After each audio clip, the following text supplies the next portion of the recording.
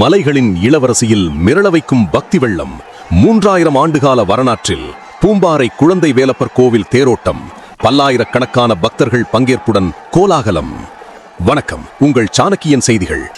மலைகளின் இளவரசி என்று உலக புகழ்பெற்ற கொடைக்கானலில் ஆன்மீக மகுடமாய் வீற்றிருக்கும் பூம்பாறை குழந்தை வேலப்பர் கோவில் திருவிழா இன்று உச்சக்கட்டத்தை எட்டியுள்ளது.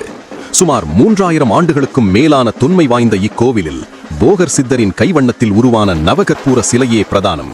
கடந்த 4ஆம் தேதி கொடியேற்றத்துடன் தொடங்கிய இந்த மாசி மகத் திருவிழாவில் நாள்தோறும் சேவல், மயில், காளை என பல்வேறு வாகனங்களில் குழந்தை வேலப்பர் உலா வந்து பக்தர்களுக்கு காட்சியளித்தார். உணர்ச்சி பூர்வமாக பக்தி பரவசத்துடன் விழாவின் சிகர நிகழ்ச்சியான மகா தேரோட்டம் இன்று நடைபெற்றது. அரோகரா அரோகரா என்ற முழக்கம் விண்ணை பிளக்க வள்ளி தெய்வானை சமேதராய் தேரில் எழுந்தருளினார் குழந்தை வேலப்பர்.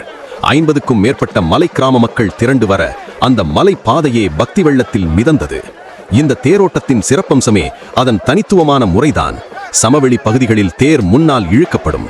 ஆனால் இங்கு தேரின் முன்பகுதியிலும் பின்பகுதியிலும் வடம் பிடித்து இழுக்கும் அந்த பழங்கால அதிசய முறை காண்போரை மெய்சிலிர்க்க வைத்தது.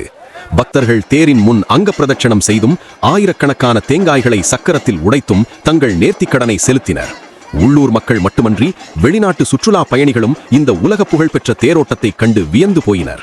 பாரம்பரிய வாத்தியங்கள் முழங்க மலர் மழையில் நனைந்தபடி ரத வீதிகளில் பவனி வந்த குழந்தை வேலப்பர் பூம்பாறையின் ஆன்மீக பெருமையை மீண்டும் ஒருமுறை உலகுக்கு பறைசாற்றியுள்ளார்.